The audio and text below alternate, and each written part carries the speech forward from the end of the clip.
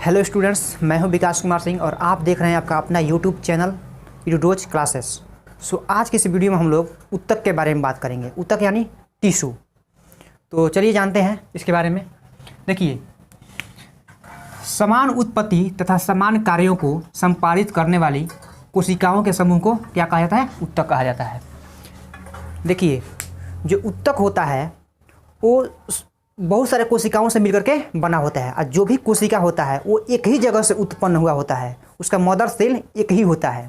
तो इसीलिए हम लोग इसे कहते हैं कि समान उत्पत्ति तथा समान कार्य को करने वाली कोशिकाओं के समूह को ऊतक कहा जाता है। जितना कोशिका होता है सभी मिलकर के एक ही कार्य को संपादित करता है। ऊतक जो होता है वो पौधों में और जंतुओं दोनों में पाया जाता है। तो सबसे पहले हम लोग पादप ऊतक के बारे में जानेंगे। तो विभाजन के क्षमता के आधार पर पादप ऊतक को दो भाग में बांटा गया है। एक होता है विभज्योतकी ऊतक, एक होता है अस्थायी ऊतक। विभज्योतकी ऊतक यानी जिसमें विभाजन करने की क्षमता होता है उसे हम लोग कहते हैं विभज्योतकी ऊतक। और वैसा ऊतक जिसमें विभाजन करने की क्षमता नहीं हो उसे हम कहते हैं अस्थायी ऊतक। तो विभज्योतकी ऊतक को इंग्लिश में कहा जाता है मेरिस्टेमेटिक टिश्यू और अस्थायी ऊतक इंग्लिश में कहा जाता है परमानेंट टिश्यू। परमानेंट यानी अस्थायी। अगर विभज्योतकी ऊतक के बारे में हम बात करें तो विभज्योतकी जो ऊतक होता है इसमें विभाजन करने की क्षमता होती है। यह अवयस्क जीवित कोशिका से बना होता है। जो विभज्योतकी ऊतक होता है इसका जो कोशिका होता है वह अवयस्क होता है और इसका जो कोशिका होता है वह जीवित होता है। जीवित कहने का मतलब जिसमें प्रोटोप्लाज्म पाया जाता हो उसे हम लोग कहते हैं जीवित कोशिका। विभज्योतकी ऊतक के कोशिका के आकार की बात करें तो इसका आकार छोटा होता है और गोलाकार आकार होता है और साथ ही साथ ये अंडाकार भी होता है। अंडाकार के साथ साथ यह बहुभुजी भी होता है। विभज्योतकी ऊतक को स्थिति के आधार पर तीन भाग में बांटा गया है। पहला होता है शीर्षस्थ, दूसरा होता है पार्श्वस्थ और तीसरा होता है अंतर्वेशी। इसके पोजीशन के आधार पे मतलब कहाँ पे स्थित है इसके आधार पर तीन भाग में बांटा गया है। तो पहला हम लोग क्या पढ़े? शीर्षस्थ, दूसरा पार्श्वस्थ और तीसरा अंतर्वेशी। तो सबसे पहले हम लोग शीर्षस्थ के बारे में पढ़ेंगे। ठीक है, शीर्षस्थ को इंग्लिश में बोला जाता है एपिकल मेरिस्टेमेटिक टिश्यू। देखिए, जो शीर्षस्थ होता है इस मुख्य रूप से जड़ में और तना के शीर्ष में पाया जाता है। जड़ तना, जैसे मान के चलिए कुछ देर के लिए कि यह कोई पौधा है, इसका जो जड़ होता है, जड़ के जो शीर्ष होता है, टिप होता है, इसके और तना का जो सबसे ऊपरी टिप होता है, यहाँ पर शीर्षस्थ ऊतक पाया जाता है। ठीक है, जो शीर्षस्थ ऊतक होता है यह पौधों के लंबाई में वृद्धि करता है। यहाँ पे पाया जाएगा तो यह क्या करेगा? इसके लंबाई में वृद्धि करेगा। जड़ के भी लंबाई में वृद्धि करता है और इसके तना के भी लंबाई में वृद्धि करता है। और इनकी कोशिका विभाजित होकर के या विभेदीकरण होकर के या विभेदित होकर के अस्थायी ऊतक का निर्माण करता है। ठीक है, अब जानेंगे हम लोग पार्श्वस्थ ऊतक के बारे में। पार्श्वस्थ ऊतक यानी लैटरल मेरिस्टेमेटिक टिश्यू।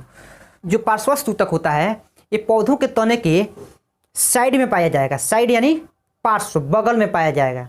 तो बताइए कि अगर कोई टिश्यू बगल में पाया जाएगा तो इसका काम क्या होगा? बगल में होगा तो इसकी मोटाई में वृद्धि करेगा। तो जो ये पार्श्वस्थ विभज्योतकी ऊतक होता है यह जड़ या तनों के पार्श्व भाग में पाया जाता है। ठीक है, और यह पौधों के मोटाई में वृद्धि करता है। तो आप इसका स्क्रीनशॉट लीजिए ताकि हम आगे बताएं। अब हम पढ़ेंगे अंतर्वेशी विभज्योतकी ऊतक के बारे में। तो चलिए इसको जानते हैं। यह अस्थायी ऊतक के बीच में उपस्थित होता है। यह अस्थायी ऊतक के बीच में उपस्थित होता है। जैसे मान के चलिए कोई अस्थायी ऊतक है, उसके बीच में यह उपस्थित होता है। यह ऊतक वृद्धि करके अस्थायी ऊतक में परिवर्तित हो जाता है। जो अंतर्वेशी ऊतक होता है यह वृद्धि करके अस्थायी ऊतक का रूप ले लेता है। अब हम पढ़ेंगे अस्थायी ऊतक के बारे में। तो जो अस्थायी ऊतक होता है इसमें विभाजन करने की क्षमता नहीं होती है। ठीक है, और जो अस्थायी ऊतक होता है इसका जो कोशिका होता है ये मृत होती है। मृत यानी इसमें प्रोटोप्लाज्म नहीं पाया जाता है। ठीक है, जो कोशिका होती है इसकी जो कोशिका भित्ति होती है यह पतली होती है। ठीक है, जो अस्थायी ऊतक होता है ये भी दो प्रकार का होता है। एक होता है सरल अस्थायी ऊतक और दूसरा होता है जटिल अस्थायी ऊतक। तो सबसे पहले हम जानेंगे सरल अस्थायी ऊतक के बारे में। सरल अस्थायी ऊतक जिसको बोला जाता है सिंपल परमानेंट टिश्यू। तो जो सरल अस्थायी ऊतक होता है इसका जो कोशिका होता है वह समरूप होता है, मतलब उसका कोशिका का जो रूप होता है, जो आकार होता है वो एक ही प्रकार का होता है, इसलिए उसको कहते हैं हम लोग सरल अस्थायी ऊतक। और जो सरल अस्थायी ऊतक होता है ये भी 3 प्रकार का होता है। एक होता है मृदूतक या पैरेन्काइमा, दूसरा होता है स्थूल कोण ऊतक या कोलेनकाइमा, और तीसरा होता है दृढ़ ऊतक या स्क्लेरेनकाइमा। तो सबसे पहले हम पढ़ेंगे मृदूतक के बारे में। तो जो मृदूतक होता है इसका कोशिका जो होता है गोलाकार, अंडाकार या बहुभुजी होता है और जीवित होता है। ठीक है, जो मृदूतक होता है इसका जो कोशिका होता है, इसका जो कोशिका भित्ति, कोशिका के ऊपर का जो कोशिका भित्ति होता है वह पतली होती है। ठीक है, और सेलुलोज से बनी होती है। ठीक है, और साथ ही साथ इनके कोशिकाओं के बीच बीच में अंतरकोशिकीय स्थान पाया जाता है। जैसे आप यहाँ पर देख सकते हैं एक कोशिका है और इसके बीच बीच में जो खाली स्थान है इसको बोला जाता है अंतर्वेशी स्थान या अंतरकोशिकीय स्थान कहा जाता है। ठीक है, तो आप इसका स्क्रीनशॉट लीजिए ताकि हम इसे मिटा दें। अब हम जानेंगे मृदूतक का प्रकार। तो जो मृदूतक होता है वो 2 प्रकार का हो सकता है। एक होता है हरित ऊतक, एक होता है वायु ऊतक। अगर मृदूतक में क्लोरोफिल आ जाए यानी हरित प्लवक आ जाए और वह प्रकाश संश्लेषण की प्रक्रिया प्रारंभ कर दे तब उसे कहते हैं क्लोरेनकाइमा या हरित ऊतक। इसके पास आता है वायु ऊतक। तो वायु ऊतक जनरली जल वाले पौधों में पाए जाते हैं। वैसे पौधे जो जल में पाए जाते हैं, जो तैरते हैं, तो उसमें वायु ऊतक पाया जाता है। वायु ऊतक यानी जो मृदूतक होता है उसमें बीच बीच में खाली स्थान हो जाता है, यानी एक कैविटी बन जाता है। ठीक है, तो वह वायु ऊतक का रूप ले लेता है। अगर मृदूतक का हम कार्य देखें तो मृदूतक जो होता है वो पौधों के एपिडर्मिस के रूप में पौधों को सुरक्षा प्रदान करता है। ठीक है, यह पौधों के मुख्य रूप से हरे भाग में पाए जाते हैं, जैसे खासकर पत्तियों में। यह ऊतक जो होता है वो भोजन का संचय करता है, यानी इसको स्टोर करके रखता है।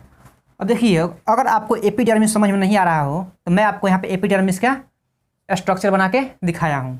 अगर मान के चलिए कोई यहाँ पे एक तना है, कोई तना, उसको यहाँ से काट करके उसको माइक्रोस्कोपिक व्यू यहाँ पे दिखाए हैं। तो जो सबसे ऊपरी परत होता है, जो सबसे ऊपरी लेयर होता है, सबसे ऊपरी लेयर, इसको कहा जाता है एपिडर्मिस। जैसे हम लोग में ये एपिडर्मल है, जो स्किन होता है वो एपिडर्मिस कहलाता है या एपिडर्मल कहलाता है। ठीक है, एपिडर्मिस के जस्ट नीचे जो होता है उसको कहते हैं हाइपोडर्मिस। ठीक है, और हाइपोडर्मिस के जस्ट नीचे जो होता है इसको बोलते हैं कॉर्टेक्स। ये कॉर्टेक्स जो होता है यह मृदूतक यानी पैरेन्काइमा कोशिका से, पैरेन्काइमा ऊतक से बना होता है। इसके जस्ट नीचे होता है इंडोडर्मिस। इंडोडर्मिस जो होता है ये ढोलक के आकार की कोशिका से बना होता है। ठीक है, इसके नीचे होता है जाइलम, इसको बोला जाता है जाइलम, इसको बोला जाता है फ्लोएम। ये आगे पढ़ना है। और सबसे अगर बीच में हम बात करें सबसे बीच में, तो यहाँ पे होता है पित्त। पित्त का निर्माण भी मृदूतक ही करता है। मृदूतक यानी पैरेन्काइमा। इसका स्क्रीनशॉट लीजिए।